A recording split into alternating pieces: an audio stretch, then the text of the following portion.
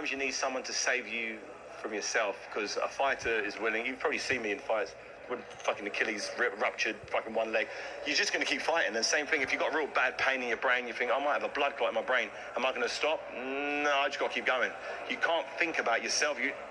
So sometimes a fighter, you hire a coach for his expertise, for his opinion, and if he genuinely loves you, cares for you, and wants the best for you, not only just in this fight, but for the remainder of your life. Now, what type of coach would it be who's willing to allow his fight to die in there, knowing that he's got a wife and kids and Wilder said it. I would rather die in the ring. Why you need a coach to stop it? Because nobody wants Deontay Wilder to die. You know, Tyson Fury doesn't. Well, nobody wants that. That's just like a terrible thing to happen, and we don't want that in boxing. So we.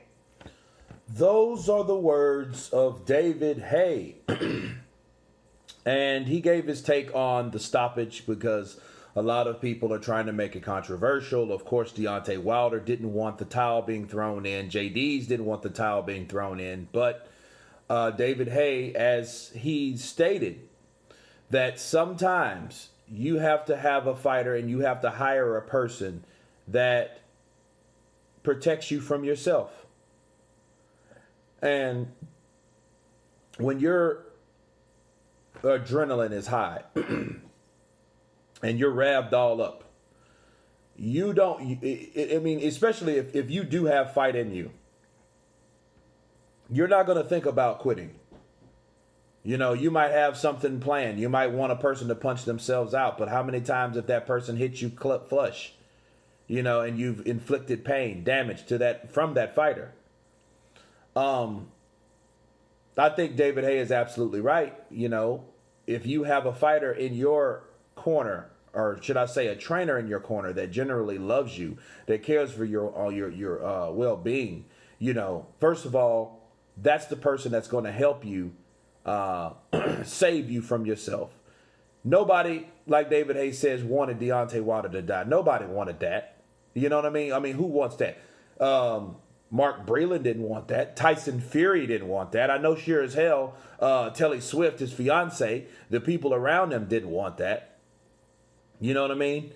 But obviously JD's did. Now that sticks out like a sore thumb because everyone's saying no, it was right for throwing the towel. The referee himself, of course, he wouldn't want that. He wouldn't want to referee a fight that somebody died. That's on his conscience too. People don't think about those things.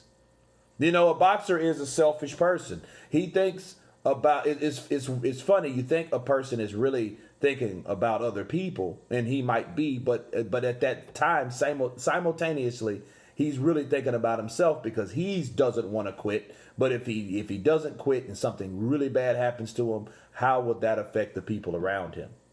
Okay. Mm-hmm. And like David Haye said, why would you want a guy? You wouldn't want to hire a guy that won't stop the fight. You know, you wouldn't want a guy that takes that wants you to take punishment like JD's wanted Deontay Wilder too. He's wiping blood out this man's ear. He's wiping blood off his mouth, his eyes, his nose. The dude was bleeding all over the place. And obviously he had no compassion for that. Not whatsoever. You know, but again, nobody wanted Deontay Wilder to die. Why? For a boxing match? Yes, he was beat. He was beat by the better guy that night, which was Tyson Fury. Okay, so what? It happens. You know what I mean? Don't let the pride of life get you killed. Okay, because that's all could have happened. And then we've been looking at another Adonis Stevenson situation where a guy fought too long. And now he's sitting up, can't even move his arms, his legs. He has 7 kids, and what's the use if you're a vegetable? And look, here's the thing. A lot of people don't think about that. You know, it didn't be death. He could have been crippled. Okay? He could have been hurt to the point, and he said it himself. Coming from a person that said it's not natural to get hit in the face or in the head, right? Didn't Deontay Wilder say that? Okay, so you want a guy to keep telling you to keep going out there. Don't throw in the towel, Mark Breland. Keep going. And you're getting beat like David Haye, battered. Right? Seriously, though. You know, you would like, if you know that yourself, and you know that it's people around you that love you, why would you want to put yourself in a situation You know, and if you're really caring about other people, you would think about them like, man, I'm getting beat like this. But that pride, again, pride of life, you know, that would cause you to go in there and get beat like that. But the other alternative, you could be crippled, handicapped. You don't want a life like that. You know what I mean? You know, and then here's the deal. You have all these kids, you like to play with your kids, you have a beautiful life, a happy life. Well, that's happy because you're able to do things with them. Not if you're in a gurney or in a wheelchair, right? On a walker, crutch, cane. You know, all those things that help you walk because you hurt or you lost something in the ring. You wouldn't want that. You know, so David Haye is absolutely right. You know, nobody wanted Deontay Wilder to die like that. And if the people that thought that throwing in the towel was wrong, you're not really true Wilder fans. You're just a person that's using Wilder as a tool, as an engine to do something for another agenda. It ain't boxing. It ain't the benefit of him either, because if you wanted him to keep taking punishment like that, okay, you're not a fan of Deontay Wilder.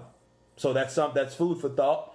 You know, you guys tell me what you think about David Haye's comments. Of course, please subscribe. And you guys been Counterpunch. Peace.